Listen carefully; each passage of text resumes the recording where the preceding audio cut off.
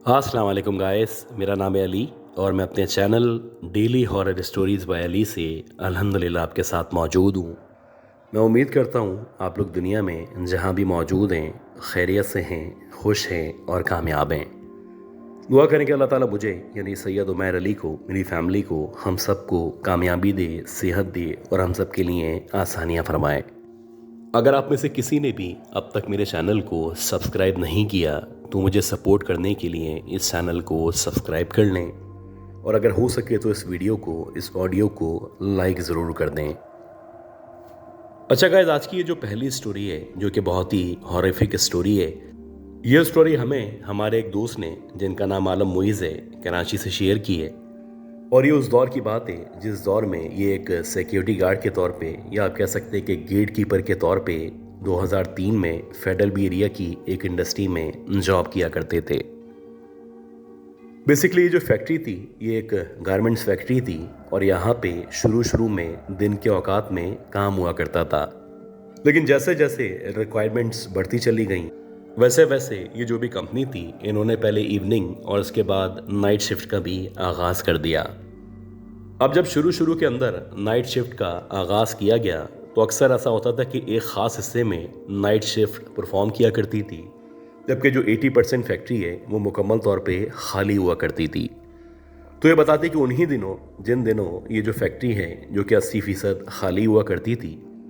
कुछ इस तरह के वाक़यात थे, इस तरह की कहानियाँ थीं जो हमारे साथ पेश आई थी, जो कि ना सिर्फ डरा देने वाली थीं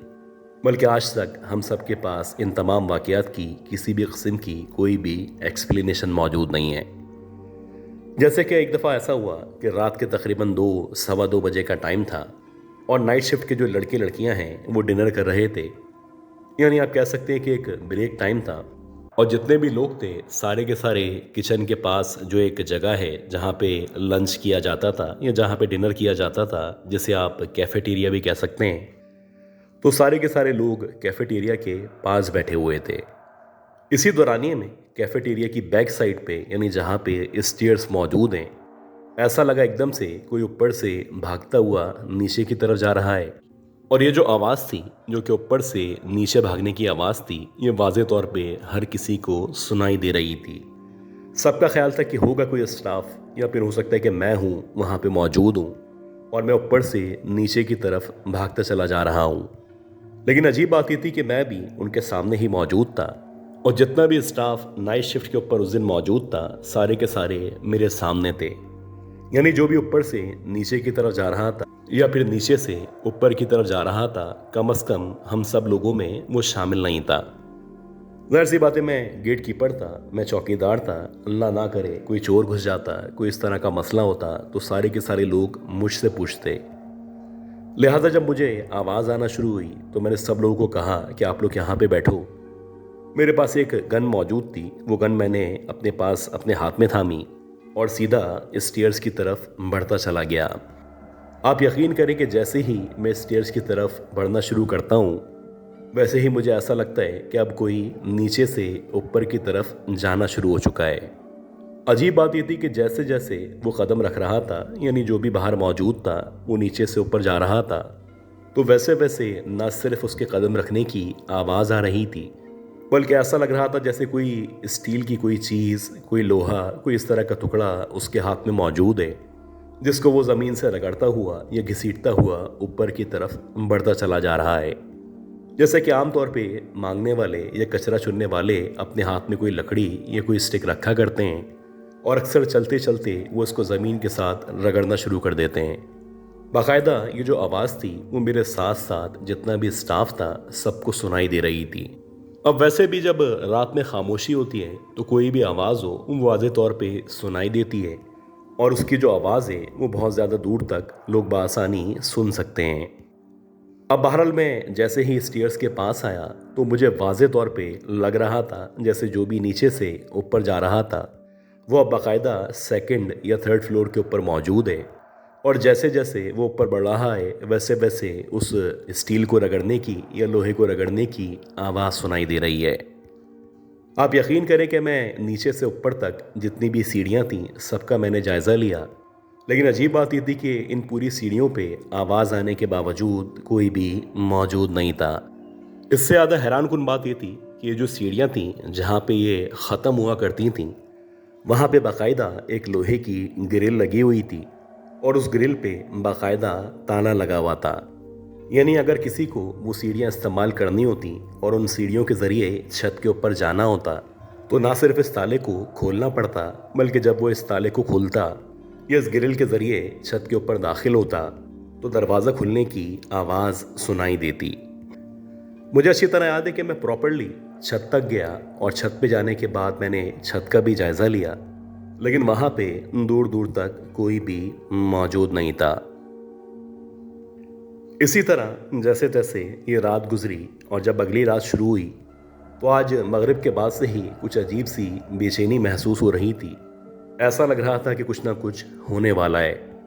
बात ये नहीं थी कि मेरे साथ कोई इस तरह की कैफियत थी, बल्कि मैं देख रहा था कि जो लोग काम पे मौजूद हैं वो भी आज कुछ ज़्यादा ही चिड़चिड़े हुए हुए हैं, जैसे कि शायद इन सब की भी मेरे साथ साथ तबीयत ख़राब हो या इनका भी मूड मेरे साथ साथ ख़राब हुआ हो। इसी तरह टाइम गुजरना शुरू हुआ और गुजरते गुजरते जब रात के एग्जैक्टली 12 बजे का टाइम हुआ, तो जैसे ही 12 बजे जब हम सारे के सारे अपना काम कर रहे थे और मैं आगे यानी गेट के सामने बैठा हुआ था, तो अब दोबारा से सीढ़ियों से किसी के नीचे उतरने की आवाज़ आना शुरू हुई। अजीब बात यह थी कि आज ये जो ऊपर से नीचे उतरने की आवाज़ आ रही थी, एक तो कदमों की आवाज़ थी, यानी जैसे जैसे कदमों को रखा जा रहा था वैसे वैसे एक भारी सी आवाज़ सुनाई देती थी। लेकिन हैरानकुन बात यह थी कि जैसे जैसे कदम ज़मीन पर रखे जाते थे, उनके साथ साथ पायल या घुंघरू की आवाज़ भी बाकायदा सुनी जा सकती थी। जो भी सीढ़ियों से ऊपर से नीचे की तरफ आ रहा था, उसने यकीनन पायल या घुंघरू पहन रखे थे। खैर, जब मुझे आवाज़ आना शुरू हुई तो मैंने बजाय इसके कि मैं सारे लोगों को इन्फॉर्म करता, मैं सीधा स्टेयर्स की तरफ गया और वहाँ जाने के बाद सबसे पहले मैं फ़र्स्ट फ्लोर तक पहुँचा। जब मैं फ़र्स्ट फ्लोर पे पहुँचा तो मुझे ऐसा लगा ये जो आवाज़ है ये सेकंड फ्लोर के पास से आ रही है। इसी तरह जब मैं सेकंड फ्लोर के करीब पहुँचा तो अब ऐसा लगा कि सीढ़ियों से निकल के जो भी वहाँ पे मौजूद था वो फ्लोर के अंदर दाखिल हुआ चाहता है, और ये जो फ्लोर था ये इस वक्त यानी उस रात की बात है, ये मुकम्मल तौर पे बंद था और उस दौर में इस फ्लोर को इस्तेमाल नहीं किया जाता था। अब जैसे ही उस वजूद ने सेकंड फ्लोर की सीढ़ियों से अंदर की तरफ जाना शुरू किया तो मैं भी उस आवाज़ को फॉलो करते करते उसके पीछे जाने लगा। शायद ये जो हरकत थी ये मेरी ज़िंदगी की सबसे बुरी हरकत थी। मुझे बजाय इसके मैं अकेला पीछे जाता, किसी को अपने साथ लेके पीछे पीछे जाना चाहिए था। लेकिन एक अजीब सी बात यह थी कि जैसे ही मैं सेकंड फ्लोर के ऊपर दाखिल हुआ तो एक मीठी मीठी सी धीमी धीमी सी खुशबू थी जो एकदम से मुझे ना सिर्फ आने लगी थी, बल्कि एक अजीब सी कैफियत थी जो इस खुशबू को सूंघने के बाद मेरे ऊपर तारी हो चुकी थी। ऐसा लग रहा था जैसे मैं मुकम्मल तौर पे बेबस हो चुका हूँ और मैं आंखें बंद करके या अंधा होके उस खुशबू के पीछे या उस वजूद के पीछे चलता चला जा रहा हूँ। अल्लाह का करना ऐसा हुआ कि जब मैं तकरीबन आप कह सकते हैं कि 8 या 9 फीट आगे बढ़ा हूँगा तो पीछे से मुझे किसी ने मेरा नाम लेके पुकारना शुरू किया। हाँ, ऐसा ही था। हमारा जो भी स्टाफ था जो कि नाइट शिफ्ट कर रहा था, उनमें से एक लड़के ने चाय पीने के लिए मुझे आवाज़ दी थी। अब जैसे ही उस लड़के ने मुझे आवाज़ दी तो ऐसा लगा जैसे मुझे एकदम से होश आ चुका है, और मैंने जब सामने की तरफ देखा तो ना ही वहाँ पे कोई मौजूद था और ना ही मुझे लग रहा था जैसे सेकंड फ्लोर पे अब से कुछ देर पहले कोई यहाँ पे मौजूद रहा होगा। खैर, मैंने वहाँ से पलटने के बाद नीचे यानी जहाँ पे वो लड़का खड़ा हुआ चाय पीने के लिए मेरा इंतज़ार कर रहा था, वहाँ पे जाना बेहतर समझा। मैं उन सीढ़ियों को फॉलो करते करते बिला आखिर जब नीचे आया तो नीचे आने के बाद वो जो लड़का था जो कि चाय के ऊपर मेरा इंतज़ार कर रहा था, उसका भी ये कहना था कि उसको भी यहाँ पे पायल या घुंघरू की आवाज़ सुनाई दे रही थी। अब ये जो वाक़या था जो कि बैक टू बैक आप कह सकते हैं कि वाक़यात थे, ये आहिस्ता आहिस्ता इस बात की बुनियाद डाल रहे थे कि कुछ ना कुछ यहाँ पे गलत हो रहा है या कुछ ना कुछ गलत अल्लाह ना करे होने वाला है। इसी तरह आप कह सकते हैं कि इक्का दुक्का दिन मज़ीद गुजरे उसके बाद कुछ अजीब तरह के मामलात होना शुरू हुए। ख़ास तौर पे जो लोग नाइट शिफ्ट में काम किया करते थे वो सारे के सारे कभी कभी एक साथ बीमार हो जाते। यानी जब वो शिफ्ट के ऊपर आते, यानी घर से जब वो आते तो वो नॉर्मल होते, लेकिन जब वो यहाँ पे आते और यहाँ पे आके काम करना शुरू करते तो इन सब का यही कहना था कि इनके ऊपर एक अजीब सी गुनूदगी तारी होना शुरू हो जाती है। कभी कभी ये जितना भी स्टाफ था सारे के सारे नींद में चले जाते, जबकि कभी कभी इन तमाम लोगों को अपने ख़ास हिस्से में या सर के अंदर दर्द महसूस होने लगता। कुछ अजीब सा भारीपन था जो कि सारा का सारा स्टाफ यहाँ पे महसूस कर रहा था। और अजीब बात ये थी कि इसके साथ साथ अक्सर ऐसा होता कि जो भी लोग नाइट शिफ्ट में काम किया करते थे उनको कुछ अजीब तरीके से अपने जिस्म पे या अपनी बॉडी के ऊपर स्क्रैचेस मिला करते थे। सबका यही कहना था कि जब हम यहाँ पे आते हैं तो हम नॉर्मल होते हैं, यहाँ से जब हम वापस जाते हैं और वापस जाने के बाद अक्सर लोग जैसे शर्ट उतार के सोते हैं तो उनका ये कहना था कि उनके जिस्म पे जगह जगह स्क्रैचेस के निशानात मौजूद होते थे, जैसे किसी ने नाखूनों के ज़रिए बड़ी बेदर्दी के साथ इनको नोचने की कोशिश की हो। अगर ये किसी एक शख्स के साथ होता तो बड़ा हैरान कुन था। अजीब बात ये थी कि जितने भी लोग थे सारे के सारे लोगों को ये सारे के सारे स्क्रैचेस एक जैसे नजर आया करते थे।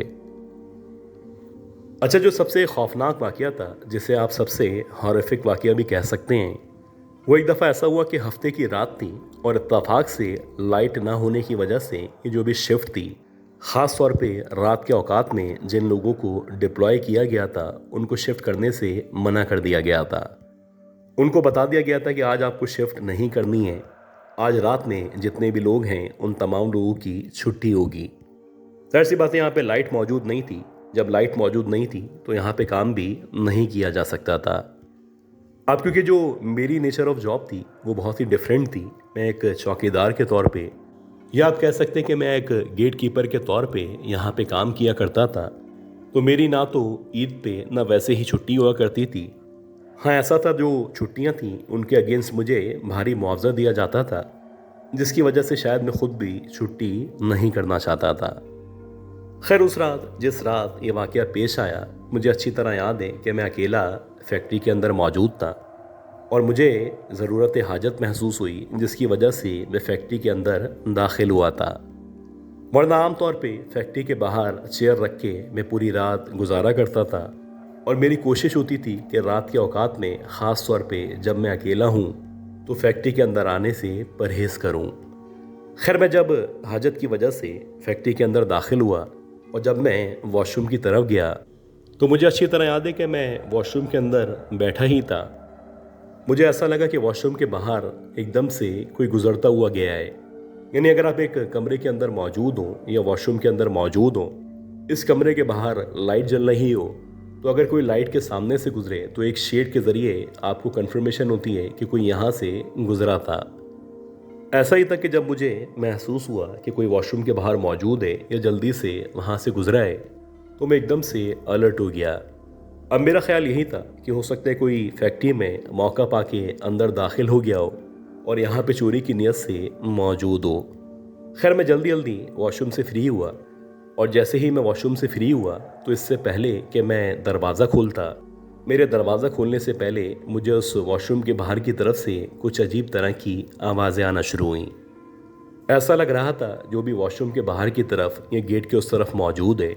वो या तो गहरी गहरी सांसें ले रहा है या फिर अपनी मौजूदगी का इजहार कर रहा है। अब जाहिर सी बात, ये जो जगह थी यानी गेट के नीचे जो मुंडेर मौजूद थी, वहाँ से अगर मैं बाहर झांकता भी या वहाँ से बाहर झांकने की कोशिश भी करता तो शायद मुझे नज़र नहीं आता। हाँ, लाइट से या रोशनी से मुझे अंदाज़ा हो रहा था कि इस दरवाजे के एग्जैक्टली बाहर कोई ना कोई मौजूद ज़रूर है। खैर, मैं वहाँ पे खड़ा रहा और मैंने दरवाज़ा खोलने से परहेज़ किया। मेरा ख्याल है कि 2 मिनट तक मैं मुसलसल वॉशरूम के अंदर की तरफ मौजूद था कि इसी दौरानिए में ये जो सांस लेने की आवाज़ थी ये तब्दील होना शुरू हुई और अब मुझे लगने लगा कि जो भी बाहर खड़ा हुआ एग्जैक्टली सांसें ले रहा था उसने बाकायदा वॉक करना शुरू कर दी है। अजीब बात यह थी कि जैसे जैसे वो वजूद वॉक कर रहा था वैसे वैसे दोबारा से पायल या घुंघरू की आवाज़ आना शुरू हो चुकी थी। यकीनन जो भी बाहर मौजूद था उसने पायल या घुंघरू पहन रखे थे, या फिर कुछ इसी तरह की चूड़ियाँ वगैरह शायद उसके हाथों में मौजूद थीं। सच्ची बात यह कि हर गुजरते हुए लम्हे के साथ साथ न सिर्फ मेरे खौफ में इजाफा हो रहा था, बल्कि अब मुझे लग रहा था कि मेरा बराह रास्त इंटरेक्शन उस मखलूक से होने वाला है, जिस मखलूक को देखने की, जिसके बारे में जानने की मैं काफ़ी अरसे से कोशिश कर रहा था। अब जब आपकी फैक्ट्री में बहुत सारे लोग मौजूद हों, तब इस तरह की मखलूक़ात को देखना या उनको फॉलो करना अलग हुआ करता है। लेकिन जब आप अकेले फैक्ट्री में या घर में मौजूद हों और अल्लाह ना करे आपका इंटरेक्शन इस तरह की मखलूक़ात से हो जाए, तो ये आपके लिए किसी डरावने खौफ से कम नहीं हुआ करता।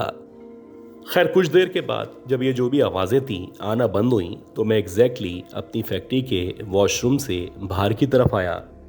और जब मैं फैक्ट्री के उस वॉशरूम से बाहर आया तो वहाँ पे दूर दूर तक कोई भी मौजूद नहीं था। लेकिन जब मैंने उस फर्श के ऊपर गौर करना शुरू किया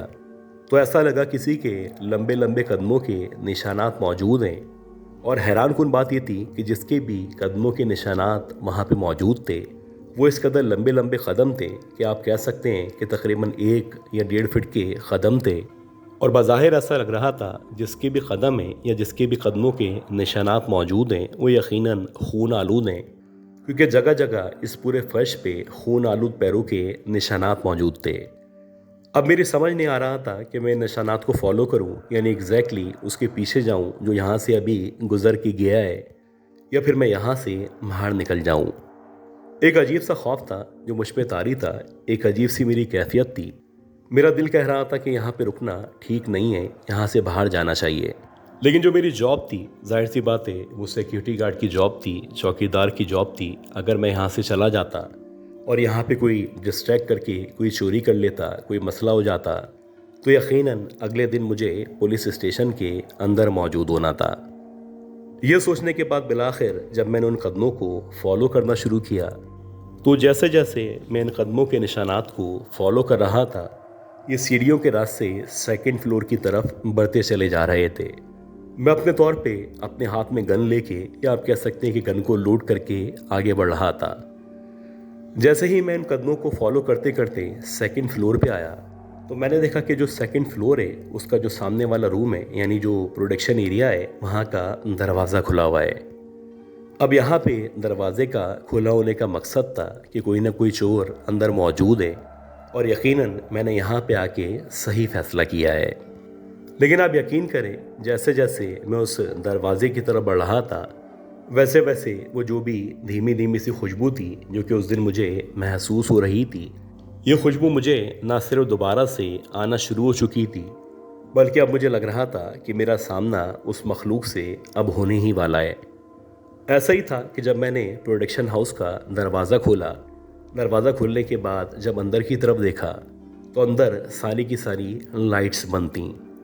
लेकिन अजीब बात ये थी कि ये जो प्रोडक्शन हाउस था, इसके आखिर में सबसे लास्ट में जहाँ पे एक मशीन रखी हुई थी,